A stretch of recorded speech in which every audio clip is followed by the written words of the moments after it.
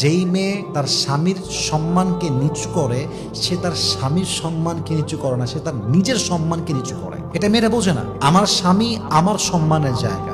আমার স্বামী ভালো থাকলে আমি ভালো, আমার স্বামী খারাপ থাকলে আমি খারাপ। আমার স্বামীর সম্মান বাড়লে আমার সম্মান বাড়বে, আমার স্বামীর সম্মান কমলে আমার সম্মান কমবে। ঠিক কিনা বলেন?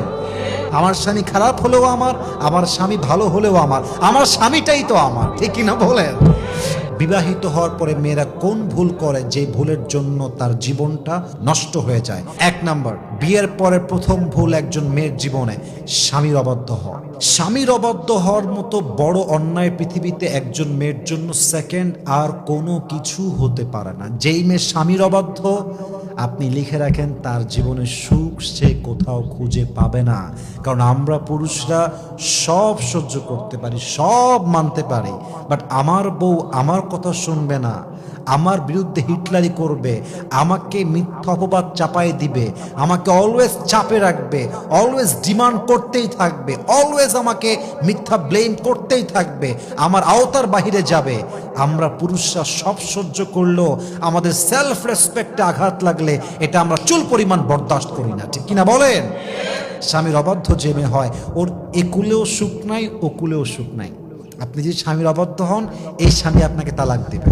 আপনি সেকেন্ডলি আবার বিয়ে করবেন, ওখানে আবার মানবেন না, ওখানে আপনি আবার তালাক খাবেন। কি লাভ? অতএব বিনয়ী হন, স্বামীর কাছে নিজেকে একদম বিলীন করে দেন যে স্বামী আমাকে যা বলবে হালাল হলে আমি মানতে বাধ্য। ঠিক কিনা বলেন?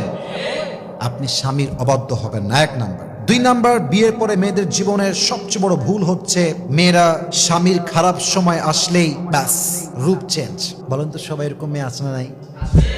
ভালো সময় আসলে স্বামীকে বলে আই লাভ ইউ জান, তোমার মতো ভালো কেউ হতে পারে না, তুমি সফল পুরুষ, তুমি আমার জীবনের সবচেয়ে সেরা মানুষ। আর খারাপ সময় আসলেই যেই বউটা স্বামীকে সবচেয়ে বেশি ভালোবাসতো, সেই বউটার রূপটা পর্যন্ত চেঞ্জ হয়ে যায়। ঠিক কিনা বলেন? আমি আমার পার্সোনাল লাইফে দেখেছি, এটা আমি কখনো এর আগে বলি নাই, আজকে বলছি ফার্স্ট টাইম। আমি আমার পার্সোনাল লাইফে দেখেছি যেই মেয়েরা স্বামীর সঙ্গে খারাপ সময় দিয়েছে, তার হাতটা শক্ত করে ধরেছে, তার পাশে দাঁড়িয়েছে এবং সাপোর্টিভ একটা রোল প্লে করেছে, আল্লাহ তাকে সুখের জীবন দিয়েছে।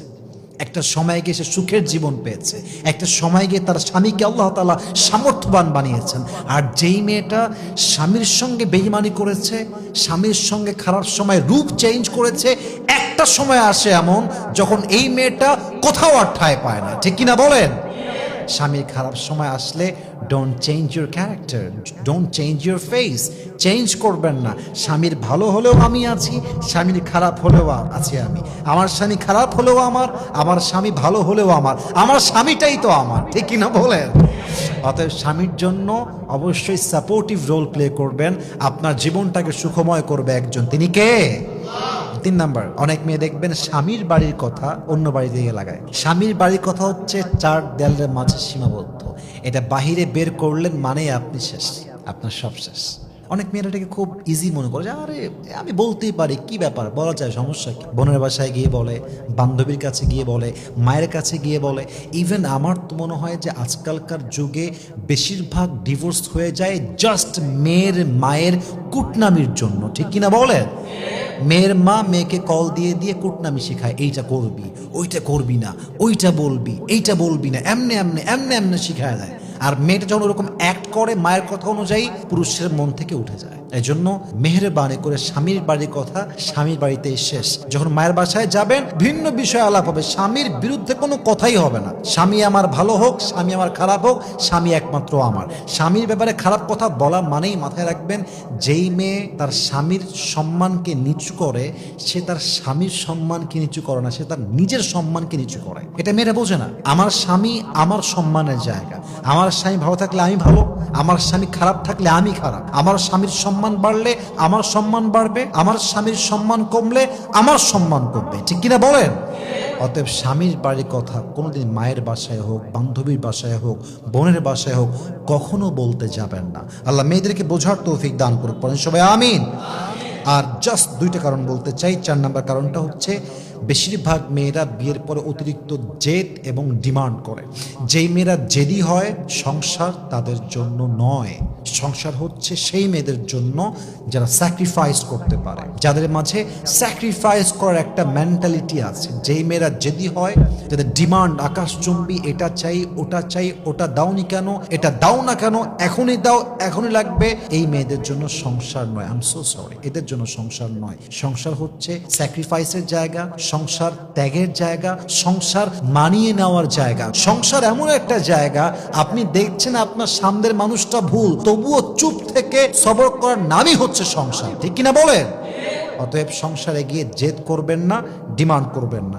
সর্বশেষ কথা, লাস্ট অ্যান্ড ফাইনাল কথা, দেখেন আপনার স্বামী জাস্ট দুনিয়ার সাথী নয়, এটা আপনার জান্নাতের সাথী, এটা আপনার চিরজীবনের সাথী, এটা আপনার সন্তানের বাবা।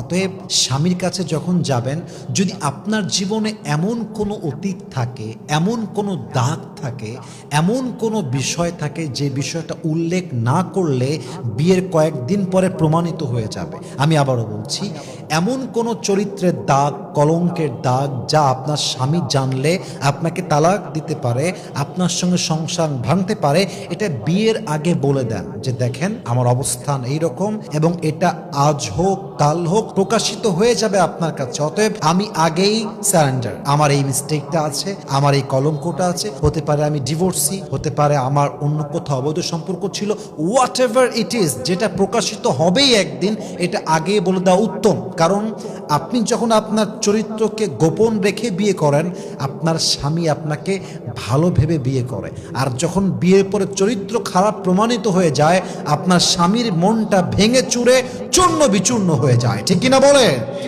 অতএব বিয়ের পরে এসে এই বেঈমানিটা করবেন না। আল্লাহ প্রত্যেকটা মা বোনকে এই ভুল থেকে বেঁচে থাকার তৌফিক দান করুক, পড়েন সবাই আমিন। এবং প্রত্যেকটা মা বোনকে আল্লাহ তাআলা এই প্রত্যেকটা বিষয় থেকে সাবধান হয়ে চলার তৌফিক দান করুক, পড়েন সবাই আমিন।